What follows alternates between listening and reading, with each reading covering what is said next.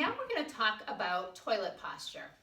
And a lot of you are probably thinking, there really is a good posture for going to the bathroom, and there absolutely is. So a lot of times when we all just kind of sit down, we're not thinking about anything. We kind of sit down, maybe our knees kind of come together, we're kind of sitting here, our backs are a little bit slumped, maybe we're reading. And when we're doing that, we're kind of closing off our pelvic floor and not getting things in an ideal position for things to be able to come out.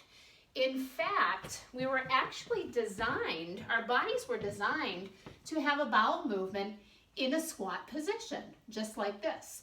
And in fact, you see a lot of cultures still doing this today, where they squat over a hole in the ground, and this is how they have their bowel movements. When we sit down on a toilet, okay, it totally changes the angle of our hips. So, and with some of the even higher toilet seats, sometimes people's feet aren't even touching the ground. So our hips are at more of a 90-degree angle. So this right here, this is Squatty Potty. So some of you might have heard of it. Some of you may have not heard of it before, but it's a little stool that actually helps to get our legs in a little bit better position when we're having a movement. So the nice thing about the Squatty Potty is you can slide it underneath the toilet when you're done. It kind of fits right underneath, and then when you need to use it, you just kind of pull it out just a little bit. I've also had people use yoga blocks or toilet paper rolls, or even if you have a stool at home, you can use that. You just want to make sure that, sometimes with a stool, your feet are going to be a little bit more together, and you really want to try to get the knees apart a little bit so that your pelvic floor is a little bit more open. So here, our knees are up above our hips, okay? As we kind of come forward here, our back is a little bit more in a neutral position. We're not in that, kind of slouched posture.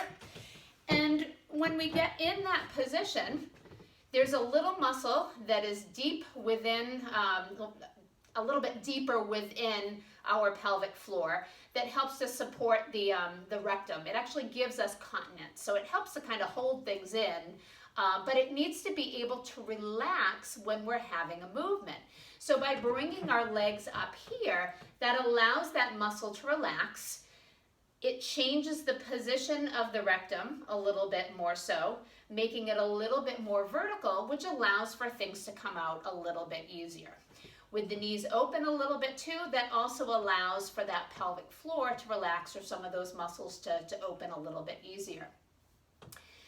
Then we can start incorporating our breath, okay? So the whole concept of as we inhale, those muscles relax and open. So as we inhale, we kind of breathe into the belly. We feel our pelvic floor open a little bit, okay? And then when we're kind of bearing down, so I should say you're increasing your abdominal pressure just a little bit. We don't want to be straining, okay? So breathing in, big belly, then just try to tighten the belly just a little bit, okay? And you're going to feel that create just a little bit of downward pressure, okay? We're not holding our breath. We're not, and sometimes when we do that, we hold our breath, or we try to pull our abs in to try to push things out. No, we want to keep our belly big. We want to keep that pelvic floor open. And then as we're tightening through the abs, instead of holding our breath, we are going to actually exhale, okay? And there's a couple of sounds that you can make if you'd like to try that can also help to keep that pelvic floor relaxed. Probably the easiest and the one that makes the least amount of noise, so this might be one to try in a public restroom, is actually just kind of like you're blowing out through a straw. So you inhale, big belly, tighten that belly, keeping that pelvic floor open, breathing outward, and feeling things stay open. Other sounds tend to be kind of low tone sounds, so humming, can help keep that pelvic floor open a little bit. Grrr, even moo, which could be a comical one to do. But playing around with some of those sounds and see what you feel in your pelvic floor and see if you notice things kind of dropping down. And you can kind of feel the difference between doing like a high sound, like hee. When I do that, I can feel my pelvic floor come up. When I hum, I can feel things kind of move downward and open, okay? So quick review again, toilet posture. We want to make sure we are in the best posture. So knees above the hips, okay?